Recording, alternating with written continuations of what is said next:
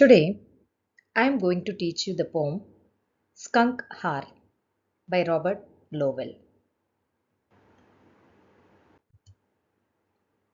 Robert Lowell was a famous American poet. He lived during the year 1917 to 1977. He was the predominant figure in the confessional poetry, which was emerged in the mid 20th century. Throughout his life, Lowell struggled with bipolar disorder, which deeply influenced his work and personal life. He gained literary reputation with his groundbreaking collection, Life Studies, which was published in 1959, that marked a departure from traditional poetic forms. He won the Pulitzer Prize for Poetry twice in 1947 and 1974.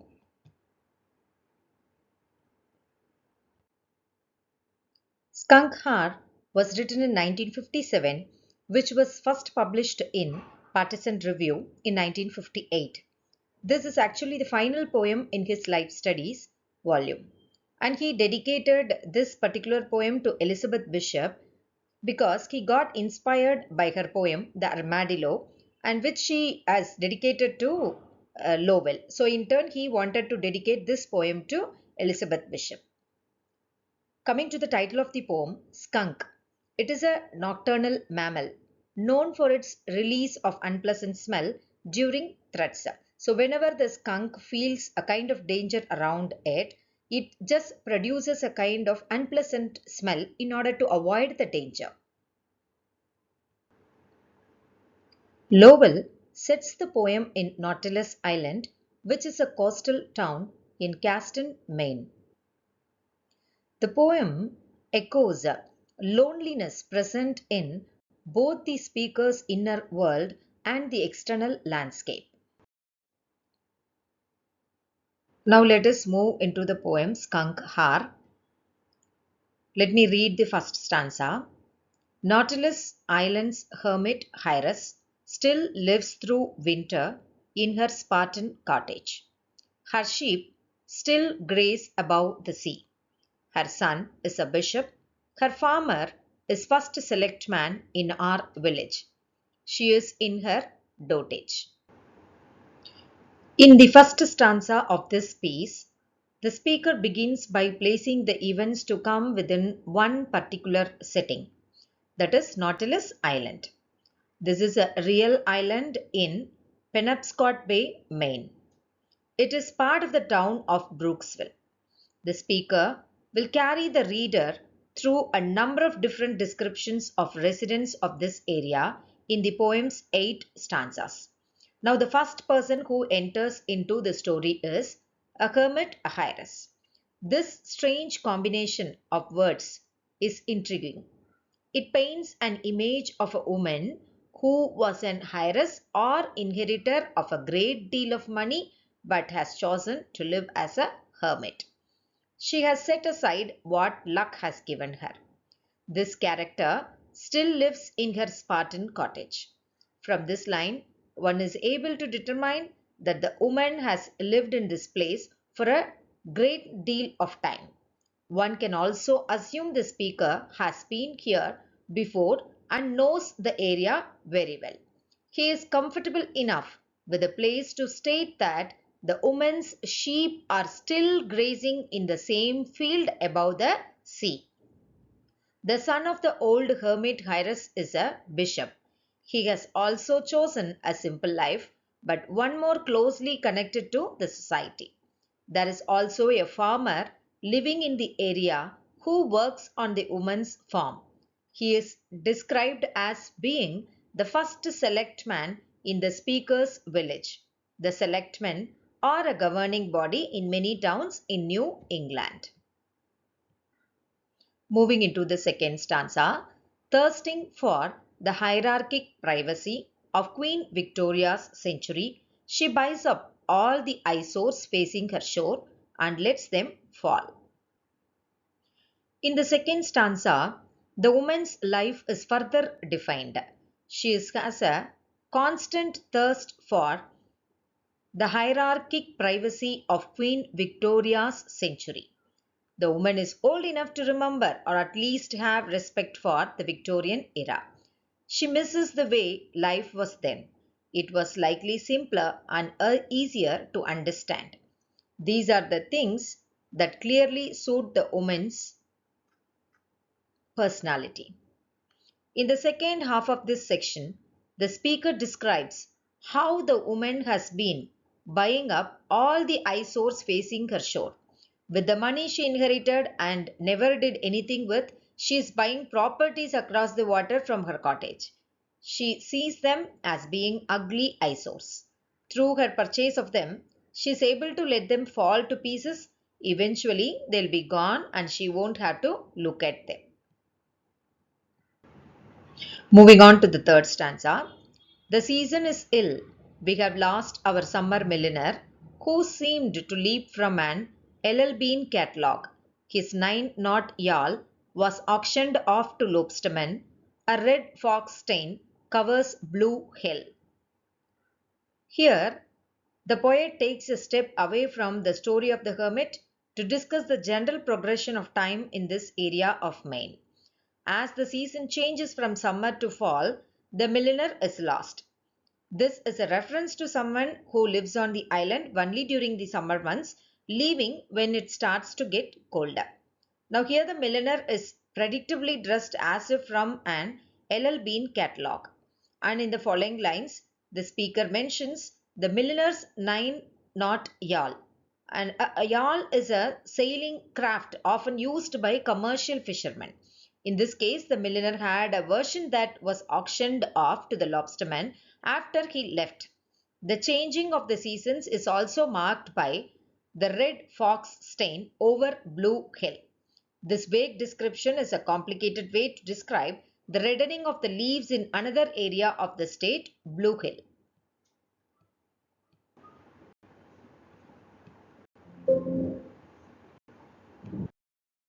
Now moving into the fourth stanza. And now our fairy decorator brightens his shop for fall. His fishnets filled with orange cork, orange, his cobbler's bench and all. There is no money in his work, he would rather marry. The fourth stanza introduces a new character into this area of Maine. He is a decorator and he prepares his shop for fall. And the colors must be altered till they match the orange of the scenery. Actually, although there is no money in the work that he is doing, the decorator continues to work. Lowell mentions here there is no money in his work. He would rather marry. So he thinks that it is better to marry rather than working here because he has no profit in the business that he is doing. Now, the fifth stanza. One dark night, my Tudor Ford climbed the hill's skull. I watched for love cars, lights turned down. They lay together, hull to hull, where the graveyard shelves on the town. My mind is not right. So, now at the beginning of the second half of the poem, the speaker introduces himself into the narrative. He starts using the first person to refer to his own actions. Now, the speaker is describing one night in which he was driving his Tudor Ford up to the top of a hill, and it was his goal, once arriving there, to spy on those in love cars. He hopes to see lovers sharing intimate moments they think are in private. Here, the speaker imagines he will see the lights turned down and people laying together hull to hull. So, there is a confession in the last line. The speaker says that his mind is not right. Now, the sixth stanza. A car radio bleats, love, oh careless love. I hear my ill spirit sob in each blood cell, as if my hand were at its throat. I myself am hell. Nobody is here. So the sixth stanza goes further into what the speaker saw and heard when he was on the hill that night. There was the sound of a car radio, and it was bleating out of a love song. The emotion from this simple piece of music had a massive impact on the speaker. His ill spirit was moved until he sobbed in blood cell. So the last lines of this section make clear the speaker's own loneliness. So far, he has spent time making connections between the residents of the town, and this is likely due to his own solitude. He feels as if his hand is at the throat of his spirit. The life he is living and the current activity he is engaged in make him feel like hell because he understands that what he is doing is wrong. He reminds himself and the reader that he is completely alone. There is nobody here. Only skunks that search in the moonlight for a bite to eat. They march on their soles up Main Street, white stripes, moonstruck ices, red fire, under the chalk tray and spire of the Trinitarian Church. Although there are no people to keep him company, there are skunks. These creatures are unsavory to most, but at this moment they are related to the speaker in location and motivation. They are both moving around at night. The speaker is seeking connection and the skunks a bite to eat. He goes on to describe how the skunks move through the city at night. They pad up Main Street, showing off their white stripes, moonstruck eyes, red fire. These features of the skunks are enhanced due to their location. The lights of the city, particularly those around the Trinitarian Church. Now, the last stanza. I stand on top of our back steps and breathe the rich air. A mother skunk, with her column of kittens, swills the garbage pail. She jabs her wedge head in a cup of sour cream, drops her ostrich tail, and will not scare. The speaker has returned to his home at this point, and it is revealed he is not completely alone. Wherever he lives is also home to another. He breathes in the rich air at the same time as a mother skunk with her column of kittens swills the garbage pail. The mother skunk is pursuing the best possible food source for his children. This is related to how the speaker is attempting to make the best of his lonely and depressing situation. The skunk will not be scared off from her attempts at eating from the garbage because it is more important to her than fear. This hour of the night, after which the poem is named, is the most depressing but also revelatory for the speaker. After most of the town's residents have gone to bed, he sets out in search of something fulfilling. The form of this particular poem is free verse and the meter is inconsistent. Coming to the rhyme scheme, it is also inconsistent but makes use of half rhymes and slant rhymes often. There are poetic devices used by Lowell, which are imagery, allusion, symbolism, personification, and there are frequently noted imageries in the poem, like hermit Hyras, falling ice facing her shore, summer milliner from an LL Bean catalogue, a red fox stain covers Blue Hill, fishnet is filled with orange cork, Tudor Ford climbing the hill's skull, love cars laying hull to hull, ill spirit sobs in each blood cell, skunks that search in the moonlight, white stripes, moonstruck ices, red fire, wedge head in a cup of sour cream. The tone of this particular poem is gloomy, bitter, and unstable. There are some key themes in this poem, like loneliness and mental illness, and also the desire to live intently. The whole meaning of this particular poem is the speaker feels alone and isolated, and because of his mental illness, he is envious of the skunks who, though disgusting, live their lives purposefully and are not afraid of who they are. Here, Lowell brings out mother's single minded determination to feed her children is a kind of purposeful, intentional living that the speaker is unfamiliar with. As gross as they are, the skunks symbolize a drive, a purpose, and a community. Regardless of what other people, that is, the humans, think of them, the skunks accomplish their goals and do as they please. The speaker finds unconventional hope in the skunks who walk purposefully through the streets and dig through garbage. Unlike him, they know exactly what they want in life. All the skunks search for is food. But that intentional living is something the speaker is not used to. Instead of looking for meaning in the lives of other people, the skunks define meaning for themselves.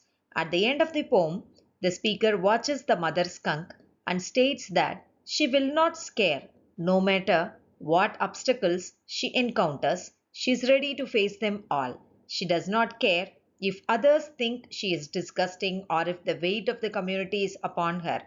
All she cares about is satisfying her own needs and taking care of her family. Lowell suffered from severe bipolar disorder for most of his adult life. He was often hospitalized for several months at a time due to his mental illness. Although his mental illness was an immense burden on him and his family, Lowell used it as a source material for some of his most famous poetry, like he had done in Skunk Hour. The poem confronts the reader with the admission and dares him or her to probe into the poet's reading of the persons and events around him. The poet's choice of skunks as an implied comparison of his affectual state, one that feels isolated among fellow animals, is so stunning. The last lines are assertive, and one hopes for the poet's sake, encouraging, as though the narrator finds in the skunk's indomitable nature a source of self reliance.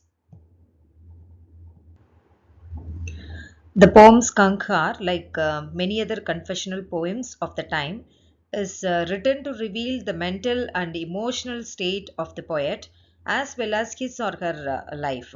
By letting the reader engage in the process of thinking with this poem, Lowell achieves this.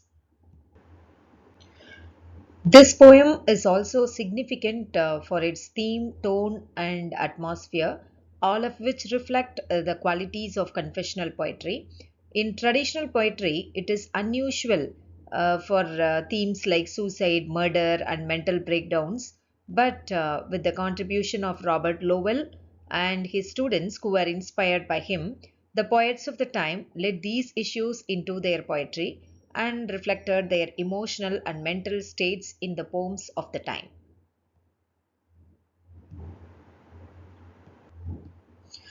To conclude it all, it can be stated that even though poets who followed traditional rules, styles, and themes still existed at that time, 20th century American poetry changed its shape with the contributions of Robert Lowell and his followers, creating a new type of poetry called confessional poetry, which required the poets to pour their souls and lives onto the paper and not hesitate to use themes and elements like murder, adultery, suicide, and mental health issues. The Skunk Hour by Robert Lowell is just one example of this type of poetry and this period of literature that bears the marks of its poet's life and mind as well as its style. Though the title sets the tone of unease, it echoes the need for resilient spirit in unfavorable situation. Significance of three characters like the lady, the milliner, and the decorator bring out the symbolic representation of different aspect of the modernist society and also reflects the speaker's existential despair. The message of this poem is cultivate the ability to endure and flourish in the face of adversity. So Lowell's technical mastery is also mentioned here, like he employed free verse, allusion, imagery, and symbolism, haunting rhythm, which I had already said in the previous slide. He also had made use of the theme, Badness, existential crisis, longing for the idealistic Victorian era, and resilience. So here in the last slide, I have included the picture of Robert Lowell and Elizabeth Bishop, and also the image of the skunk. Thank you very much for watching.